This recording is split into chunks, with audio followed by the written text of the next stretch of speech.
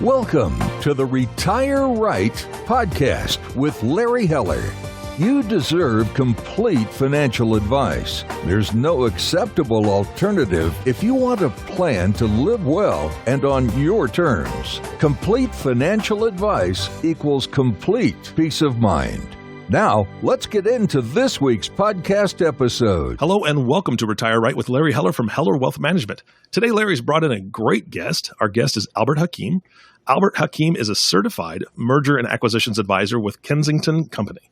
He is also an entrepreneur with over 25 years of experience across many diverse business segments, including retail, national mail order, wholesale and distribution, web-based businesses, as well as having spent time in the corporate world as head of corporate sales at a publicly traded company. While a generalist at the Kensington Company, he is mainly focused on the lower middle market companies with revenues of $1 to $30 million. Gentlemen, how are you today? I'm doing great, Eric. Wonderful. Thank you, Eric. Wonderful. Larry, you brought Albert in today. How did this relationship start? Why are you bringing on to the podcast today? So I think, this is a Retire Right podcast, but we do have a lot of listeners who are business owners or accountants and attorneys who have business owner clients. Mm-hmm. So I thought it'd be a great idea to bring Albert on and, talk about if you're thinking about, your business and retiring, what are some things you should think about? All right, Larry, I own my own business. I'm not thinking of retiring yet, but I'm going to take notes. So have at it. Let's go. Okay. So Albert, why don't we start off, why is a business exit a relevant subject for the podcast that we're talking about today? So great. Thank you, Larry. A business, especially a small business, is usually the largest asset that somebody develops over time. They could acquire real estate, but generally their business ultimately is the largest illiquid asset that they own. So when you're thinking about retirement, you really want to think about how do you get that illiquid asset ready and prepped so that it can become liquid and then use it in retirement planning or whatever else you have in mind for the future.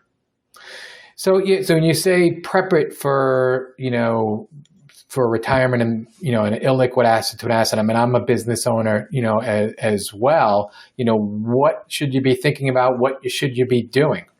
So that is the question. And I really appreciate being here and being able to address it. The unfortunate thing in my world is I get so many business owners who come to me way too late and they've never really thought about preparing their business. And in the end, they simply don't have a sellable asset. There's really nothing that can be done with it. So a typical mistake is a seller that wears all of the hats in the business. They're the buyer, they're the seller, they have all of the specific knowledge about how to do this or that, and they're very proud, as I was in my own business, of having all of this knowledge.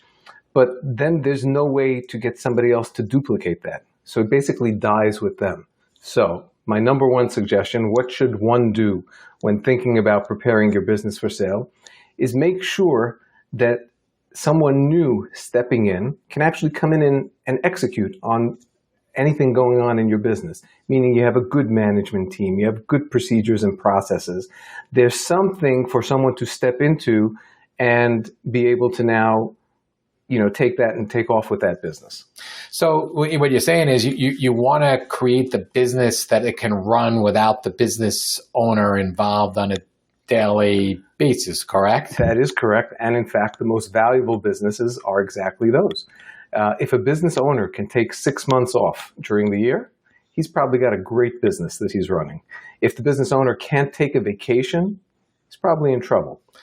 So how do you get the business owner who's basically says, nobody else can do it like me, I got to do everything? How do you kind of get them to, one, do that, and also, spend some money, I guess, to hire some other employees? So I have tremendous faith in business owners. I believe that if you show business owners the right path, and for a business owner, that might mean the money. When they get a sense of how much money they're possibly leaving on the table by not taking the proper steps, then they might act. If somebody doesn't want to act, if somebody, like you said, says, listen, this is what I know, this is how I'm running it, I'm going to die like this, God bless you, then that's probably what's going to happen. And you probably won't be a prime candidate for an exit. but you lived your life the way you want to live your life. So those that do want to monetize their business and those that do want to make those changes, and sometimes it's very subtle to go from, not such a great valuation to a pretty strong valuation, we can absolutely show them how to do it. And I think if we have time in this podcast, we'll touch on a couple of those things. Well, without obviously naming names, can you give us an example where you were able to, do that for a business? So sure. Every business has different circumstances. We're in a transaction recently, happened to be a jewelry manufacturing business. And the owner invested heavily in his equipment. And I think the number was about $20 million in equipment. And he wanted to sell, and he thought that he'll sell his equipment at $20 million and then have a successful exit. Well, guess what? Nobody wants the equipment. Nobody's looking at that equipment. They want to talk about the sales. So what we ended up doing was finding a path for him to unload his equipment, and we were able to sell his routes. And that's how we were able to kind of make his transition. Another case, which might be a little easier for the audience to understand, is we had a service business that had tremendous growth. And this business was in commercial cleaning. So the first year they did about $400,000 in revenue. Second year they went up to about $1.5 million. Year 3 they did nearly $4.2 million, and now they wanted to exit. They came to us, we studied it, and we told them, guess what, guys? We can't sell your business. The problem was 85% of their business was one customer. Customer concentration. Very few people are going to look at that as a positive situation. If that customer goes away, the business goes away. So what we were able to craft with this particular client was we helped them acquire another company. That was the right strategy for them. Go purchase another cleaning company that's not so concentrated, that has hundreds of smaller accounts. We did that. We got their customer concentration down to about 40% by this acquisition, and we had a $10 million exit for this company. Very nice. Yeah. So I mean, those are all great, great points. How far in advance do you say, you should start, thinking about this, or you should really do it, from day one? So right, exactly. This is a question for Eric. The classic answer is you should start thinking about your exit from the moment you start your business. And the reason for that is it helps you set your goals. What is my goal? Like, a lot of people go into business without really thinking this through, and they go, oh, you know what, I'll do this and maybe I'll hand it off to my kids. My kids will want to take the business. And the reality is nothing can be further from the truth in terms of the data. And then they don't end up building the business to achieve their goal. So most of us don't think about the business exit from that perspective. So my other answer is you need 3 to 5 years. It takes 3 to 5. If you're going to make a meaningful change, you need to be able to make that change and then be able to quantify it, to the new purchaser. Especially if what we're talking about is a more sophisticated purchaser like a private equity company or a family office. The other reason you really want to start thinking about this is so you can make the little moves, even if it's going to be a sale to a private individual. You run a pizza business, for example. You've been doing things your way all your life. Maybe you buy everything in cash, you sell everything in cash. But now you think you want an exit. Well, guess what? You know how difficult it's going to be to sell that business? So maybe 3 years out, you start documenting. You really start putting everything on paper, and you start preparing the financials properly. You'll have a much easier and more satisfying exit. Great. Now, those are all great thoughts. In my own practice, and one of the things that we talk about with some other advisors, we always talk about working on your business instead of working in your business. And it's so true. As I get closer to that exit strategy, although I'm not quite there yet, you start thinking about, okay, can the business run without you, and how do you set that up? Any other, advice you would give someone, looking to prepare their business for sale? Sure. I have plenty of advice. Well, that's what we're here for.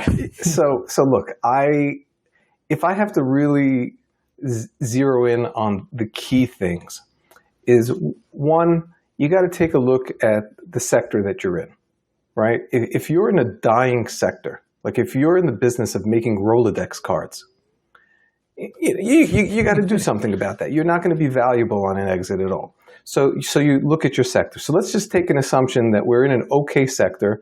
I used food earlier. So let's say we're in a food business. You take a good look at your operations, you take a good look at your management structure, and you have to start to think about, weaning away and giving more responsibility to others. But at the same time, the most important thing one can do is involve your professional advisors. This is the time to call you, get your CPA involved, get your attorney involved. What are the skeletons that have to be addressed? And let's get them addressed before we have to find out about it at a closing table and a deal blows up. So get your house in order, tap into the professionals. I include myself in that group because what I can do for business owners is really show them what the end looks like.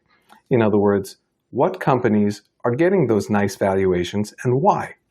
What companies are not getting those nice valuations and why? And then it's up to them if they want to make those meaningful changes alongside their CPAs and advisors and so on. I meet a lot of business owners, Larry, who don't know how to do anything different. They run it a certain way.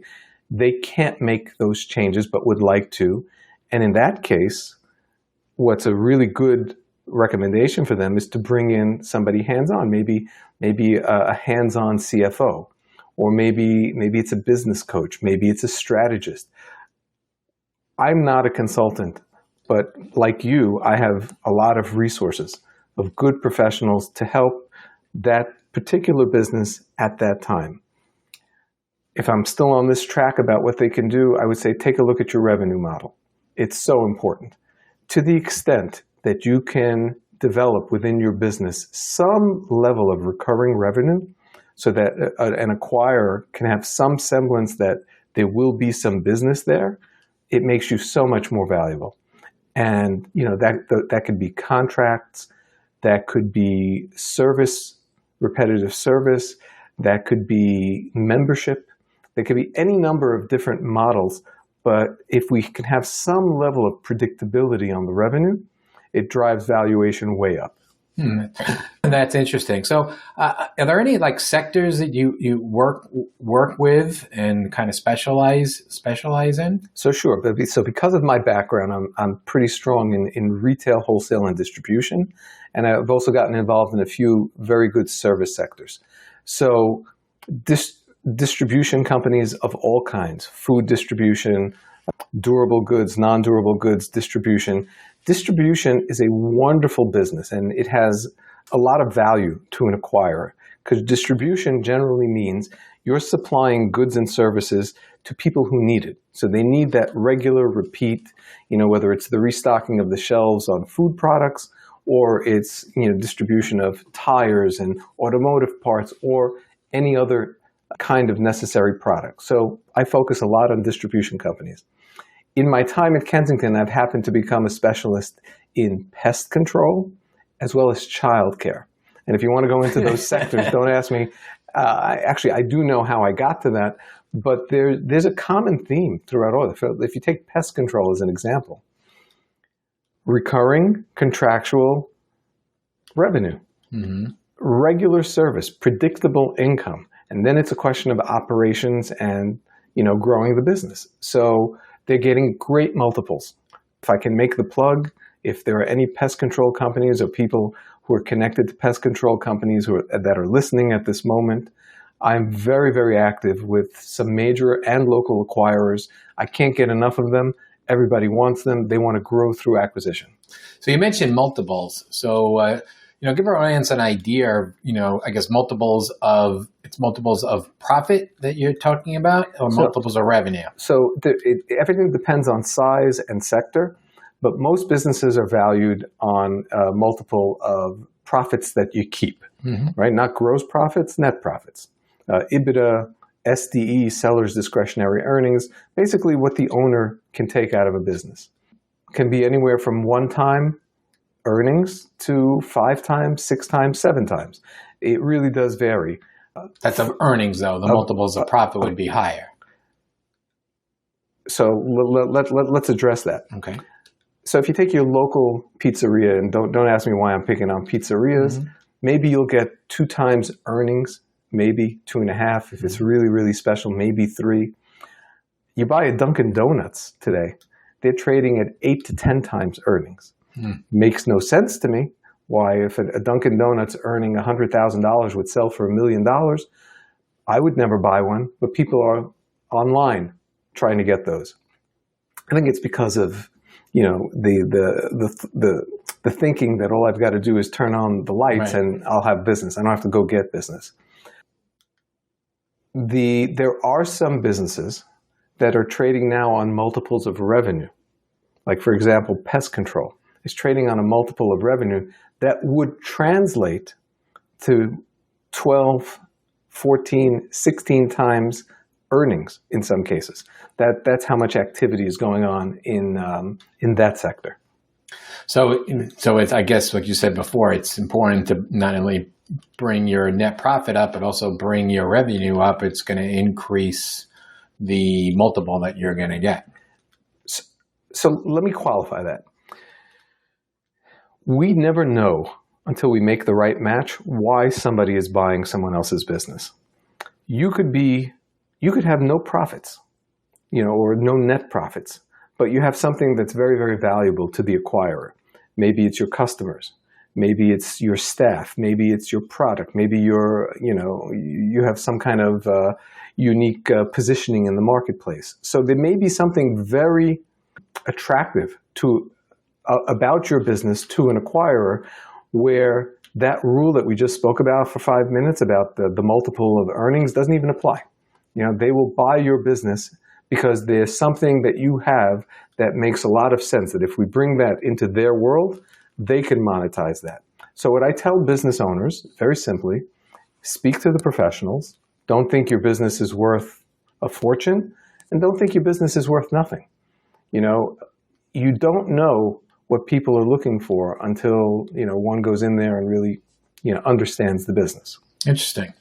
So you mentioned a little bit earlier, about children, and most business, transition to children. Now, I don't know the exact numbers, but I've heard a lot of those stories where it just doesn't work. You want to elaborate on that? Sure. It's one of the biggest problems in small business. If I can, it's my personal story too. My father had a small business, and I went on to do my own thing. I never knew until later, when it was too late, that he really wanted me to take over. He didn't speak to me about it. We never had a discussion. I didn't know. So many business owners just make the assumption that their kids will take over their business, or that their kids will want to go into their business. The data goes the other way completely. The kids are going to college, they're going to school, they're getting educations, and that's what parents want, right? That's why we work so hard. We send our kids to school.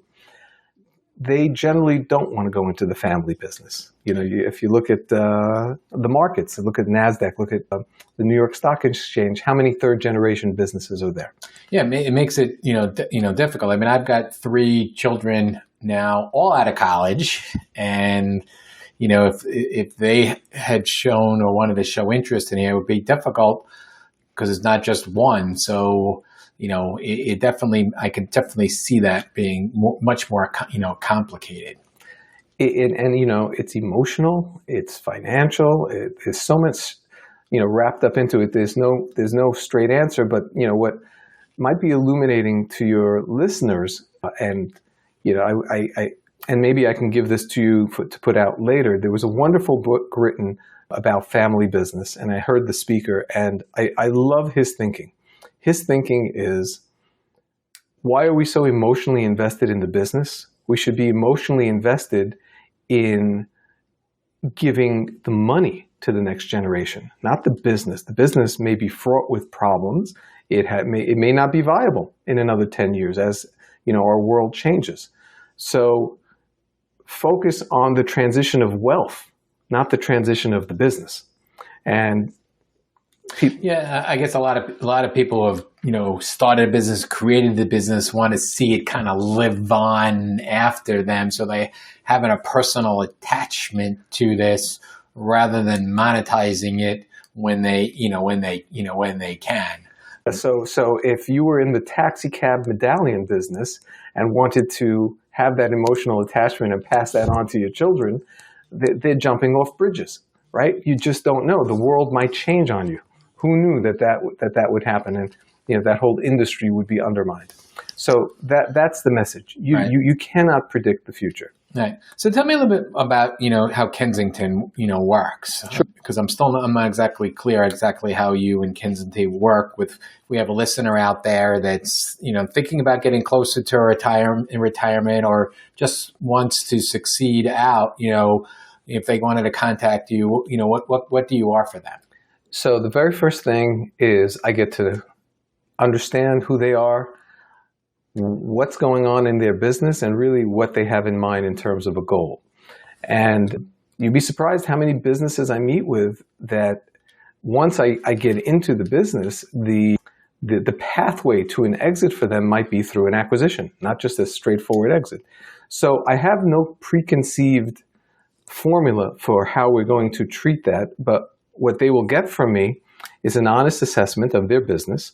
I actually have tools that I'll talk about, if business owners want to go and try to get a gauge of what their business is worth, and we provide those tools at no charge. Since I'm talking about it, it's called a sellability score, and they can go to our website, www.kensingtoncompany.com/sellability, and they can go take an assessment. It's a wonderful tool that took real data with real algorithms from 20,000 businesses that sold, and how those businesses answered these particular questions. About 15 minutes, they answer those questions, and right away they get a gauge of 0 to 100 of where they sit relative to other businesses who answered the same questions and what those businesses sold for.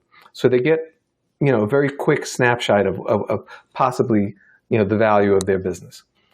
So I try to give them that in terms of today. If we were to sell today, what's going on in your business? What would it look like? What might an exit look like? Where do I think the range would fall in terms of finding you a buyer?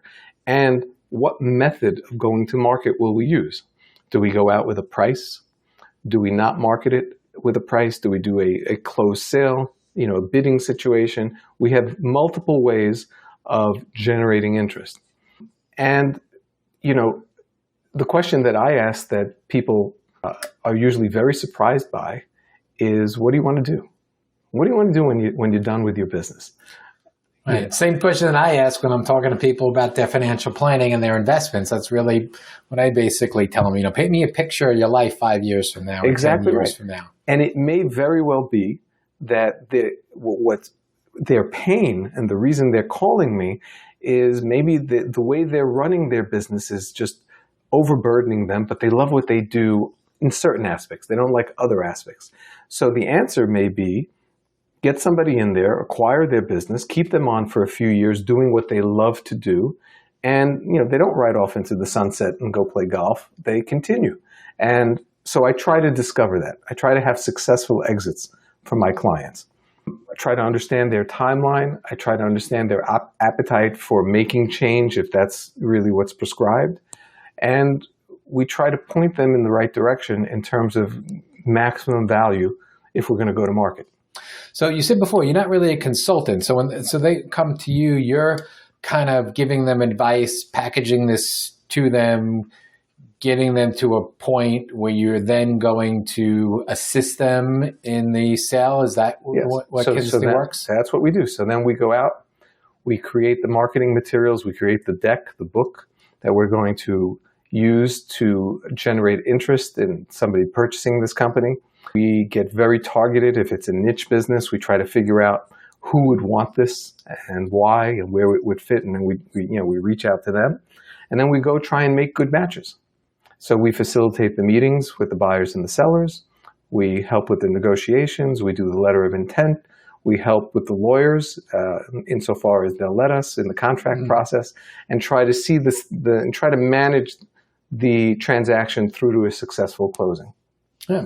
So it sounds like you really enjoy what you're doing, Albert.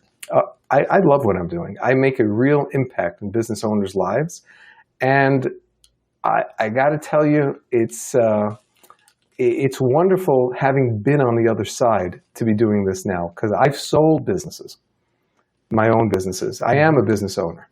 So I know how to speak to business owners, and I love when I'm able to deliver an outcome that enables them to get to the next stage in their life. It's very rewarding. Oh, that's great. So anything else you kind of want to add before we wrap up today? So there's a ton I can talk about, but what's an interesting trend that I think might be appropriate for this segment, since we are talking about retiring, is that one of the most active groups that I'm working with today are seniors. And the trend kind of goes like this. Senior buyers? Senior buyers. Somebody has a business 20, 30 years, that business gets sold, they test retirement, they can't stand it, or they need more funds because they're living longer. Mm-hmm. So they come back into the business world, but they're buying easier businesses. They're buying semi-absentee businesses. They're buying franchises, which have systems and procedures in place. They don't have to reinvent everything. Something that they can manage and still play golf and still do the things that they want to do. And I think that that's an illuminating trend. So people are selling the difficult businesses, buying easier businesses. That's very interesting. I would never have thought that there'd be a spike up in seniors buying businesses. Yeah, so I think for your listeners, we are very active in franchising, and there are many semi-absentee franchises where think about. I'll give you a quick, simple example in the world of health and wellness. So exercise, beauty, all kinds of concepts where they don't want the owners in there. They want managers, they want instructors, they want whatever the business model calls for. And the role of the owner is to stay in the background. That's his role.